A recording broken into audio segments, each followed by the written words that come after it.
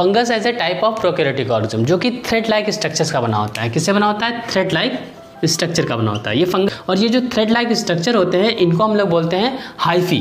क्या बोलते हैं? हाइफी बोलते हैं। ये हाइफी जब एक नेटवर्क बनाते हैं तो उसको हम क्या बोलते हैं? जब ये नेटवर्क नुमा स्ट्रक्चर बनाते हैं तो उसको हम बोलते हैं माइसीलियम। क्या बोलते हैं? माइसीलियम। ठीक, अब हाइफी इज द क्या? Hyphae is the unit of mycelium. हम कह सकते हैं hyphae is the unit of mycelium.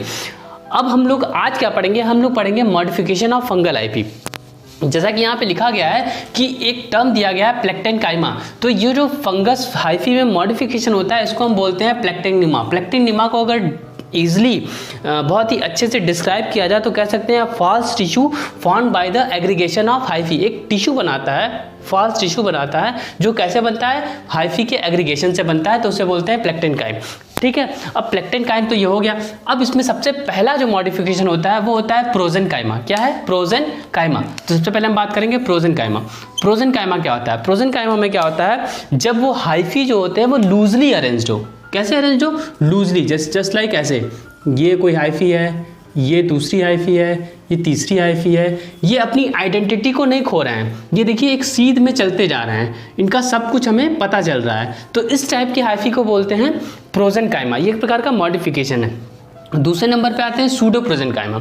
Pseudo प्रोजेनकाइमा, इसमें क्या होता है? इसमें ये हाइफी ऐसे चलेंगे तो, लेकिन ये अपनी आइडेंटिटी को एक समय बाद खो देंगे। क्यों? क्योंकि ये दूसरे में जाके मर्ज हो जाते हैं, तो एक प्रकार से कॉम्पैक्ट स्ट्रक्चर बना लेते हैं, क्लोजली अटैच हो जाते हैं, तो इसलिए इनको बोलते हैं इंटरवूवेन स्ट्रक्चर बना लेते हैं, तो उसको बोलते हैं सूडो प्रोजेनकाइमा। तो ये क्या है हमारा? प्रोजेनकाइमा, ये हमारा सूडो प्रोजेनकाइमा। नेक्स्ट हम बात करते हैं राइजोमॉर्फ की। राइजोमॉर्फ क्या होता है?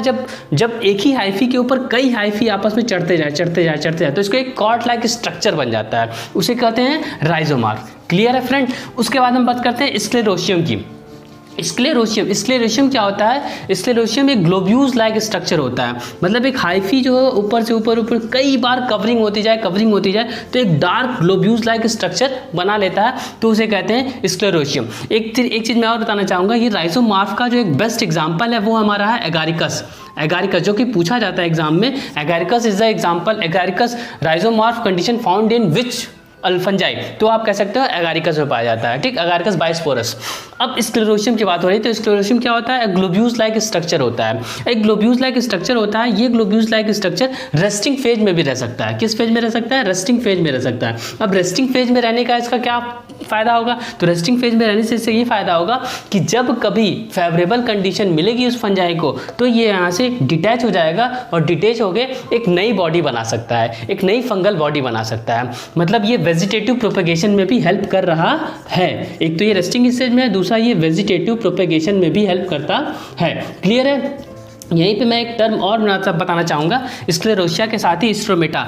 जब कोई स्क्लेरोशियम या ऐसी फंगल्स की बॉडी जो कि इंडिविजुअली कोई रिप्रोडक्टिव पार्ट बना ले या रिप्रोडक्टिव के कैपेबल हो जाए कि वो एक नई बॉडी बना ले, तब हम उसको कहते हैं स्ट्रोमेटा। मतलब हम स्क्लेरोशिया को हम स्ट्रोमेटा भी बोल सकते हैं। कब? जब वो वेजिटेटिव प्रोपेगेशन में हेल्प करने लगे। क्लियर है? दोनों में अंतर क्लियर है? इसका कुछ एग्जाम्पल मैं बता देता हूँ। स्क्लेरोशियम का बहुत ही पूछा जाता है। स्क्लेरोशियम का कुछ एग्जाम्पल है, जैसे कि सबसे पहला एग्जाम्पल है Claviceps purpurea.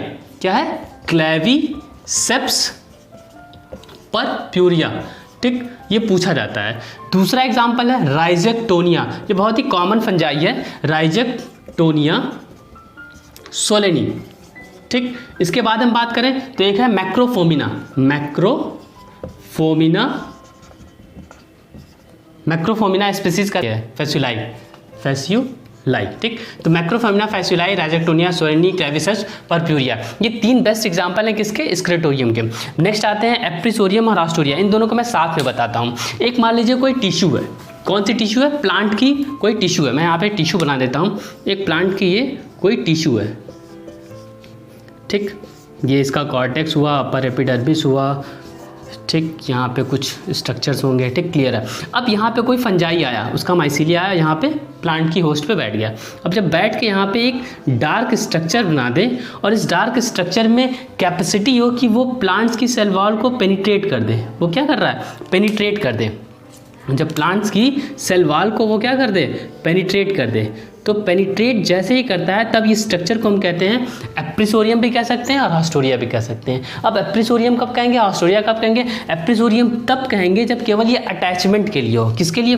Only for the attachment के लिए हो, तब उसे हम कहेंगे एप्रिसोरियम। लेकिन हास्टोरिया तब कहेंगे जब ये प्लांट टिश्यू से न्यूट्रिशन भी लेने लगे, फॉर न्यूट्रिशन के लिए किसी होस्ट पे अटैक करे तो उसे बोलते हैं, क्या बोलते हैं? उसे हास्टोरिया होते हैं। मतलब एप्रिसोरिया और हास्टोरिया ऐसे फंजाई में पाया जाता है जो कि पैथोजेनिक हो सकते हैं या कह सकते हैं पैरासिटिक होते हैं। तो पैरासिटिक होगा और केवल अटैचमेंट के लिए है तो उसे एप्रिसोरिया कहेंगे, और वहाँ से न्यूट्रिशन भी ले रहा है तो उसे हास्टोरिया कहेंगे। क्लियर है फ्रेंड? इसके बाद बहुत ही इंपॉर्टेंट टॉपिक की बात करेंगे हम लोग, वैम क्या होता है? Vesicular arbuscular mycorrhiza. बताते हैं वैम के बारे में बताते हैं। तो एक टर्म होता है वैम, ठीक। वैम को डिफाइन करने से पहले मैं एक टर्म बताना चाहूँगा थोड़ा सा, माइकोराइजा। क्या? माइकोराइजा बेसिकली बहुत बड़ा टॉपिक है, लेकिन यहाँ पे मैं समझाना चाहूँगा माइकोराइजा में दो वर्ड हैं, एक है माइको और दूसरा है राइजा। दो वर्ड है ना, एक माइको और राइजा। इस माइको का मतलब क्या होता है, राइजा का क्या मतलब होता है? माइको जो उसकी वर्ड है उसका मतलब होता है फंगस, ठीक। हम कहते हैं ना mycology, study of fungi known as the mycology. तो फंगस होते हैं माइको, और राइजा मतलब होता है रूट। तो यहाँ राइजा किस में पाया जाता है? हायर रूट्स में। तो roots of higher plant.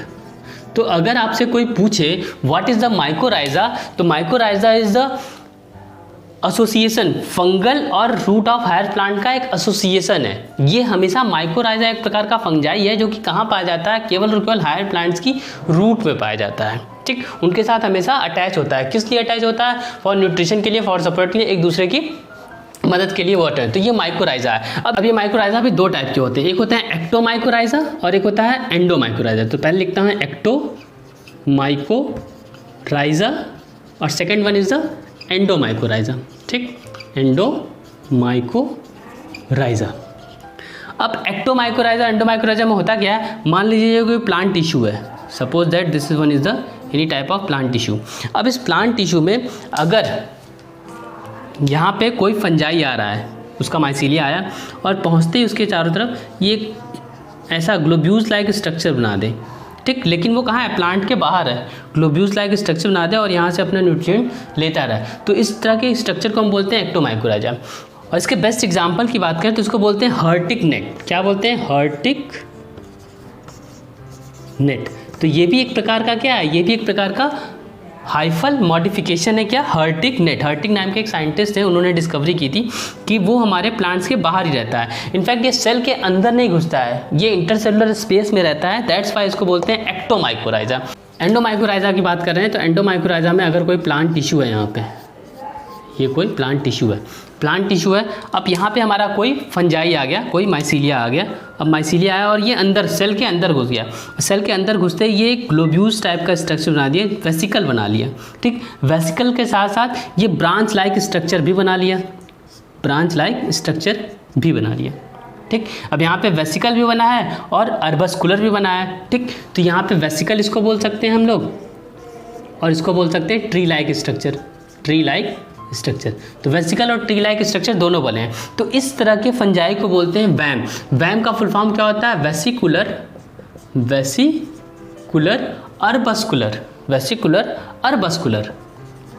अर्बस्कुलर M for mycorrhiza, ठीक। आ रहा है। और ट्री लाइक स्ट्रक्चर, अर्बस्कुलर का मतलब होता है ट्री लाइक स्ट्रक्चर, वेसिकुलर भी बना रहा है और अर्बस्कुलर फिंगर लाइक या ट्री लाइक स्ट्रक्चर बनाता है, तो उसे बोलते हैं वैम। तो एंडोमाइकोराइजा का बेस्ट एग्जांपल हमारा क्या है? वैम है, जबकि एक्टोमाइकोराइजा का बेस्ट एग्जांपल हर्टिक नेट है। होपफुली आपको ये वीडियो पसंद आया होगा। ये पूरे थे modification of fungal hyphae. Thank you so much for watching this. Thank you so much.